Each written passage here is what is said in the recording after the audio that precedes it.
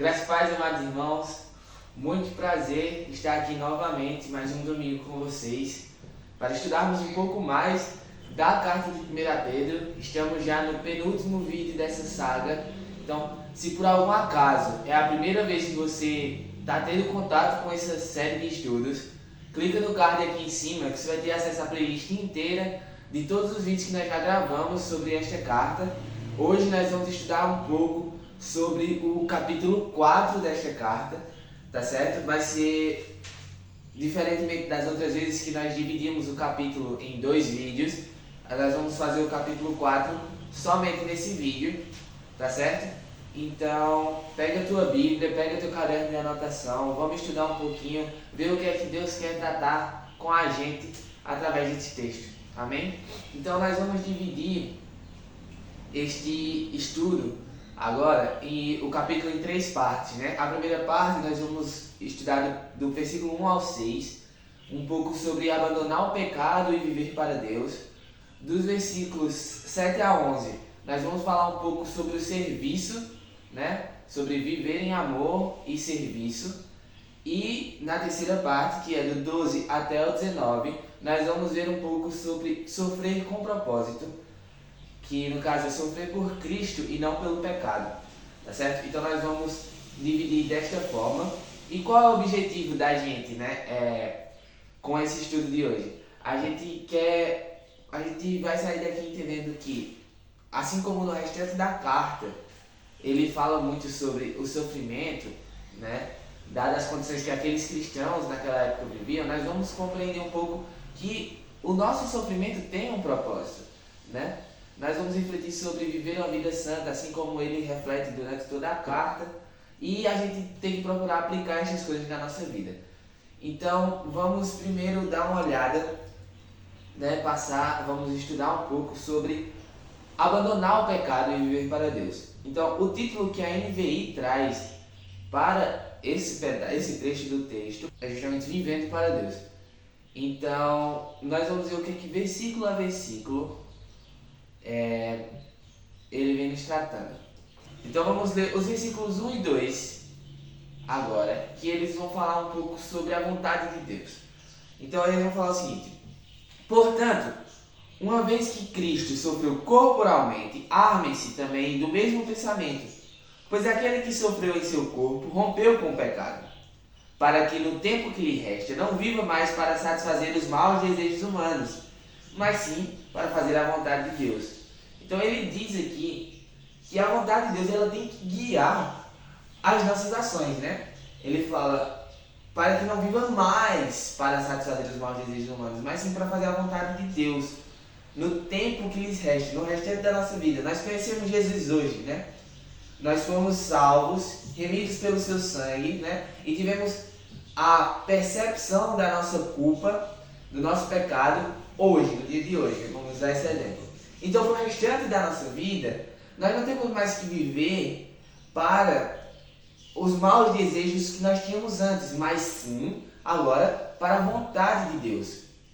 E isso, de certa forma, é sim um sofrimento, porque nós deixamos de fazer algo que nos satisfaz, a nossa carne, não é tão prazeroso para a nossa carne.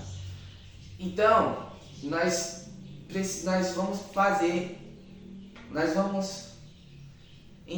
precisamos fazer a vontade de Deus, fazer com que ela guie os nossos passos.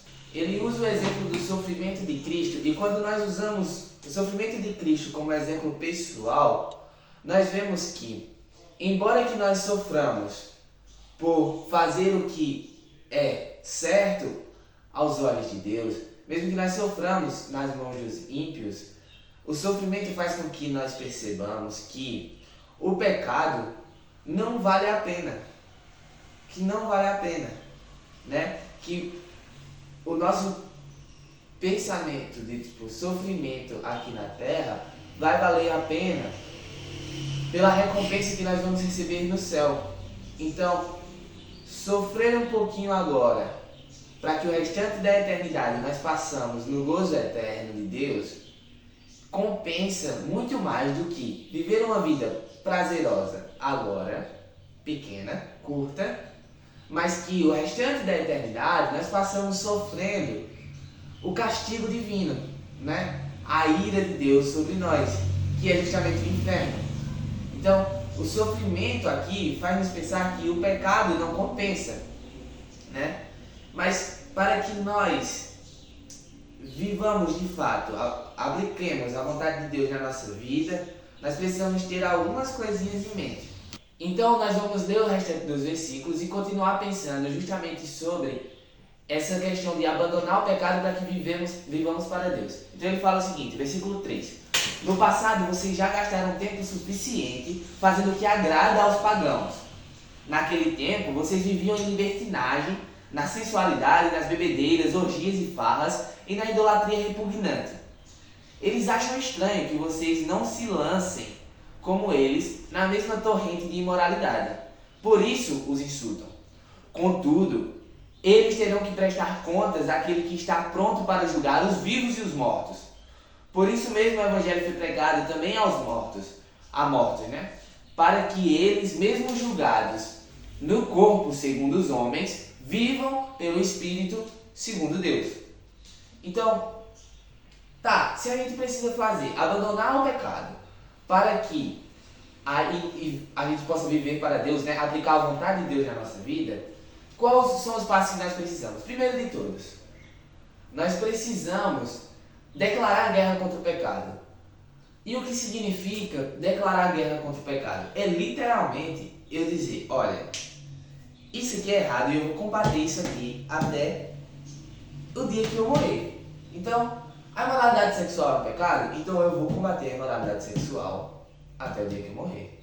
A mentira é um pecado? Então eu vou declarar guerra à mentira até o fim dos meus dias. Nós precisamos ter ciência de que a nossa guerra não é contra pessoas. Nossa guerra é contra os nossos desejos, é contra o pecado. Então nós precisamos declarar essa guerra e nos posicionar. O segundo ponto é conhecer a vontade de Deus.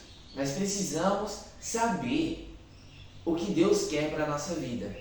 E Ele quer o quê? Que nós glorifiquemos, né, o Seu nome em tudo que nós formos fazer, né, que nós vivamos segundo a luz das Escrituras, que nós tenhamos comunhão com os nossos irmãos e com Deus também, né, comunhão vertical e horizontal.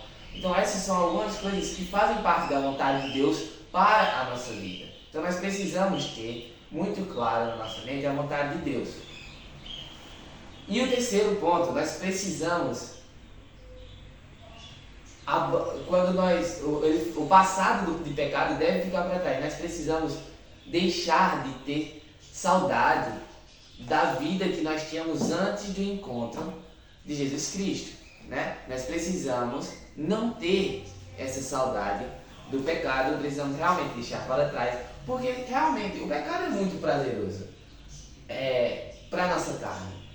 E às vezes sim, quando uma pessoa, né, eu nasci num lar cristão, né? É óbvio que isso não isenta, sim, eu sou pecador, miserável, mas eu não tive tanto contato com as coisas mundanas quanto outras pessoas tiveram.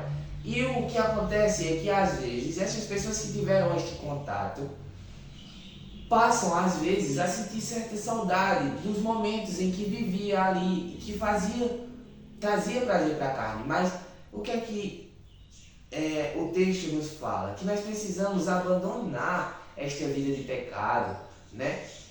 E esquecer dela, no sentido de não ter mais saudade de viver aquilo. Nós não podemos ter essa saudade, né? Então esses são pontos para que nós apliquemos em nossa vida, para que assim nós passemos a fazer com que a vontade de Deus guie as nossas ações e nós não vivamos mais pelo pecado, mas sim pela vontade de Deus, né? E o mundo não vai entender essa transformação, né? Essa transformação, essa metanoia, essa transformação de mente, o mundo não consegue entender. Então, é justamente por eles não entenderem que eles vão nos perseguir. Eles vão eles vão causar certo sofrimento na gente, justamente por não entender esta mudança de mente que nós passamos assim que o Espírito Santo de Deus toca o nosso coração. Então ficam algumas perguntas para a gente refletir um pouco, né? Então, que mudanças a gente já viveu desde que conheceu a Cristo, né? O que é que, desde o momento em que o Espírito Santo tocou o nosso coração, que mudanças eu tive, né? E será que ainda existe alguma prática do nosso passado que precisa ser deixada, né? Existe algum pecado de estimação que nós carregamos, que nós precisamos deixar para trás, para que assim vivamos a vontade de Deus? Então, essas são algumas perguntas que nós precisamos refletir. No próximo ponto, a gente vai falar um pouco sobre viver em amor, vigilância e serviço, né? Que são justamente os versículos 7 a 11. Nós vamos ler esses versículos e vamos conversar um pouquinho sobre eles. Então, o texto diz o seguinte: o fim de todas as coisas está próximo. Portanto, sejam criteriosos e estejam alertas. Dediquem-se à oração. Sobretudo, amem-se sinceramente uns aos outros, porque o amor perdoa muitíssimos pecados. Sejam mutuamente hospitaleiros, sem reclamação. Cada um exerça o dom que recebeu para servir os outros, administrando fielmente a graça de Deus em suas múltiplas formas. E se alguém fala, faça-o como quem transmite a palavra de Deus. Se alguém serve, faça-o com a força que Deus provê, de forma em que em todas as coisas Deus seja glorificado mediante Jesus Cristo, a quem sejam a glória, o poder para todo o sempre. Amém. Então, o que é que Pedro quer nos dizer aqui? Primeiro ponto, nós precisamos estar alertas, né? A cada dia que passa, nós vemos, né, diversas rumores de guerra, diversas coisas que lá no Apocalipse já foram ditas que aconteceriam, né? No momento agora, né, nós estamos em 2025, no momento agora está tendo rumores de guerra ali na faixa de Israel com o Irã e outros países. E nós escutamos esses rumores de guerra e pensamos, caramba, Jesus está próximo de vir, né? A cada dia que passa, nós temos essa certeza de que cada vez mais está próximo da vinda de Jesus Cristo. Então, nós precisamos estar alerta, assim como a parábola das 10 virgens, né, que esperavam o noivo e estavam lá. Então, 5 eram prudentes e estavam alertas, compraram o óleo antes, né? Mas 5 eram imprudentes e não estavam alertas. Nós precisamos ser como as 5 prudentes e estar realmente em alerta, em vigilância, porque o fim dos tempos está próximo. Então nós precisamos estar alertas, ser criteriosos e nos dedicarmos à oração e também ao estudo da palavra. O segundo ponto que ele vai vir aqui é o amor cobre o pecado e fortalece a comunhão, né? O versículo todo fala acima de qualquer coisa, acima de tudo, né? Sobretudo, amem-se sinceramente uns aos outros, né? Que nós precisamos realmente ter este amor fraternal com a nossa igreja local, né? Com os nossos irmãos na fé, fortalecendo a nossa comunhão horizontal, né? Porque nós somos todos falhos e se nós não amarmos uns aos outros, quando um pecar, nós vamos julgar aquela pessoa e não vamos agir com amor, porque não a amamos. E isto não faz bem. Além de ser pecado, também quebra a comunhão. Então nós precisamos, acima de tudo, nos amar uns aos outros, amar os nossos irmãos na fé, né? Ele vai citar a hospitalidade aqui, mas o serviço no geral, né, no versículo 9, ele vai citar a hospitalidade, mas o serviço no geral são expressões da prática da nossa fé, né? Tiago já fala, né? A fé necessita das obras, né? Tipo assim, elas agem, na verdade, as obras são uma resposta à fé, elas agem, elas caminham juntos, né? Uma fé sem obras é morta. Então, as nossas obras para com as outras pessoas são expressões práticas da nossa fé. E nós precisamos expressar isto, né? E por fim, nesta parte, ele vai trazer um pouco sobre os dons, né? Os dons espirituais que nós recebemos. Eles devem ser usados para a glória de Deus. Nós não devemos esconder os nossos dons, assim como na parábola Jesus também fala, né, que a um deu 5, a outro deu 2, a um deu 1. O que recebeu 5 multiplicou, o que recebeu 2 multiplicou, mas E eles receberam o alento de Deus, né, do seu Senhor. Entra o servo bom e fiel. Mas o que escondeu o seu talento, ele disse servo mau e negligente, né? Então nós precisamos ser servos bons e fiéis e botarmos em prática os dons que nós recebemos de Deus. Eles precisam ser usados para expressar a glória de Deus aqui na Terra, né? Então nós temos mais duas perguntas para nós refletirmos. Será que nós temos praticado este amor no nosso meio? E a segunda, que dons que Deus nos deu? E nós temos usado esses dons para o serviço do reino de Deus? Né? Então, praticar a fé é muito mais do que crer. É orar, amar, acolher e servir. Né? Nós precisamos, além de crer, todas essas demais características devem nos acompanhar durante a nossa jornada. E aqui chegamos no ponto culminante desse estudo, que é justamente sofrer com propósito, né? Nós precisamos sofrer com propósito, sofrer por Cristo e não pelo pecado. Então, vamos lá. Dos versículos 12 a 19, Pedro vai dizer o seguinte: Amados, não se surpreendam com o fogo que surge entre vocês para os provar, como se algo estranho lhes estivesse acontecendo. Mas alegrem-se à medida que participam do sofrimento de Cristo, para que também, quando a sua glória for revelada, vocês exultem com grande alegria. Se vocês são insultados por causa do nome de Cristo, felizes são vocês, pois o Espírito da glória, o Espírito de Deus, repousa sobre vocês. Se algum de vocês sofre, não seja como assassino, ladrão, criminoso ou como quem se intromete em negócios alheios. Contudo, se sofre como cristão, não se envergonhe, mas glorifique a Deus por meio deste nome. Pois chegou a hora de começar o julgamento pela casa de Deus. E se começa primeiro conosco, qual será o fim daqueles que não obedecem ao Evangelho de Deus? E se ao justo é difícil ser salvo, que será do ímpio e pecador? Por isso mesmo, aqueles que sofrem de acordo com a vontade de Deus devem confiar a sua vida ao seu fiel Criador e praticar o bem. Amém. Então, o que é que nós tiramos de lição aqui? Né? Justamente, ele traz de novo, né? Durante a carta ele fala algumas vezes sobre os sofrimentos que nós podemos sofrer por sermos cristãos, né? Ele cita, por exemplo, dos escravos, né?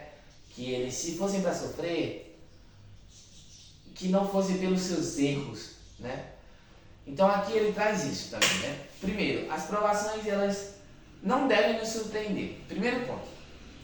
As provações nós vamos passar sim aqui, os sofrimentos nós vamos passar aqui na Terra. Então nós não devemos nos surpreender quando o sofrimento chegar. Mas o que é que nós devemos fazer com isso, né? Nós precisamos glorificar a Deus nesse sofrimento, né? Então participar desse sofrimento por nome de Cristo é uma honra enorme, né? Sofrer por amor ao nome de Cristo é uma honra enorme. Ser insultado, né, por conta do amor a Cristo, né? Tudo isso é uma honra gigantesca, né? Mostra que nós realmente acreditamos no poder que Jesus Cristo tem para purificar os nossos pecados, né? Mostra a nossa metanoia, né? A nossa mudança de mentalidade. Então é bênção, né? Ser insultado, sofrer, é uma honra. Então, mas nós não devemos sofrer por nossos pecados, né? Por nossas más escolhas. Mas nós precisamos sofrer pelo nome de Jesus Cristo, né? Se for para sofrer, que soframos pelo nome de Jesus Cristo, né? E por fim, nós devemos confiar em Deus e continuar fazendo o bem, mesmo sofrendo. Nós precisamos continuar fazendo o bem. Que o sofrimento não sirva. O sofrimento para nós cristãos traz alento, quebrantamento do coração, faz com que nós nos sintamos mais perto de Jesus Cristo, faz com que nós continuemos fazendo o bem, mesmo sofrendo. Mas para o ímpio, o sofrimento torna com que seu coração fique duro que ele fique mais amargo e que ele pratique com a mesma moeda, né? Se ele receber mal, ele também pratica o mal, que não deve ser a nossa conduta. Então, meio que o sofrimento faz uma peneira, mostra os verdadeiros cristãos e os ímpios, né? Os verdadeiros cristãos, quais são as características? Aquebrantamento, eles não pagam com a mesma moeda, né? Eles continuam fazendo o bem mesmo sofrendo. E quais são os frutos que o ímpio mostra no sofrimento? Que a dureza no coração e que ele paga o mal com o mal, né? Então meio que faz essa peneira visível, nós conseguimos ver em meio ao sofrimento, o amor de Cristo é manifestado e o seu nome é manifestado ali, e nós conseguimos perceber aqueles que são salvos e que não são. Então ficamos mais duas perguntas para a nossa reflexão, né? Já aconteceu com você de ser rejeitado ou zombado por sua fé? E como que você pode reagir, né, de forma cristã diante desse sofrimento, dessa rejeição, dessa zombaria? Como que deve ser o nosso procedimento? Então, fica para aplicação que o sofrimento por causa de Cristo não é sinônimo de derrota, mas sim da participação na glória de Deus, né? Esse sofrimento nos amadurece e nos fortalece. Então, o sofrimento tem um propósito redentor. Nós devemos viver uma vida santa, marcada pelo amor e pelo serviço, e nossa resposta ao sofrimento revela onde está a nossa fé. Então, eu deixo um desafio para a gente essa semana. O desafio é o seguinte: pratique um ato de amor ou serviço concreto a alguém da sua comunidade ou igreja. Mostre o amor de Cristo na sua vida, depositando amor na vida das outras pessoas. Este é o nosso desafio, não só da semana, mas o desafio para o restante da nossa vida. Amém? Eu espero de verdade que você tenha conseguido aprender um pouco, assim como eu aprendi fazendo este estudo. Eu realmente espero que isso aconteça. E eu espero você aqui semana que vem, né, às 15 horas da tarde, para que nós estejamos encerrando este lindo estudo da primeira carta dessa carta, né, de Pedro, da primeira carta de Pedro. E eu realmente espero ter aqui você comigo mais uma semana, para que nós possamos concluir este estudo para a honra e glória do nome de Jesus Cristo, né? E que eu espero verdadeiramente que eu tenha sido instrumento de Deus para abençoar a vida de vocês, né? Assim como Deus abençoou a minha vida com este estudo. Então, eu oro para que você tenha uma semana em paz e que também nós nos encontremos aqui semana que vem. Dá uma passada, dá uma olhada nas demais redes sociais da nossa igreja e fique com Deus. Amém.